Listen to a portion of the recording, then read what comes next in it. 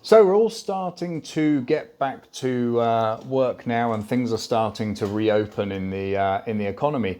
I think what's really interesting. So I remember, obviously back in 2008, 2009, I was about halfway through my kind of career buying and selling companies. So I kind of arrived in the 2008, 2009 crisis perfectly timed and armed with all the right tools. So it was a relatively kind of successful period for me. But what was really interesting was at that time we had this huge amount of stimulus that all went into the banks. But actually at the same time, the banks had to redress their balance sheets and become more conservative. And so actually there was still quite a big liquidity squeeze. And it actually led to a recession in 2010. So most people always think the recession was kind of 2008, 2009, but that was the market crash that preceded the recession that came later. So there was a really long kind of financial malaise that went on and a very, very kind of slow recovery. The difference this time is that the financial stimulus has been pushed into the small to medium sized business space and directly into the pockets of kind of ordinary people to a large extent.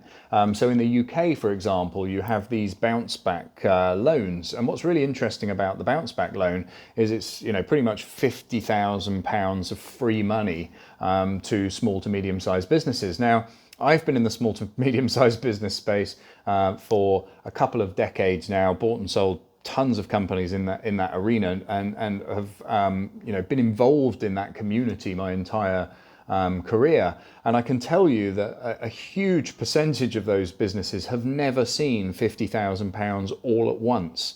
Even companies that are turning over a million or 2 million a year quite often have a very much very tight money in, money out kind of process. So there's always cash coming in, but there's always cash going out as well. And it's pretty hand to mouth on a day-to-day sort of basis. So actually having all of this sudden liquidity in the market, I think we're going to see quite a big explosion in the ability, the capacity for people to actually spend. And that of course is going to have, trickle down effects or trickle up effects. I did joke with somebody on the phone today. I wonder how long it takes all the rich people to get all the money from the poor people again, because that does tend to be how things gravitate. But I think this is going to be a really different recovery to the previous recession, just because of where the money has gone. The money is now in the hands of consumers, people who are going to put this money to good work, to deploy it into the general economy. So and I really hope I'm right. Nobody knows exactly what's going to happen in the future.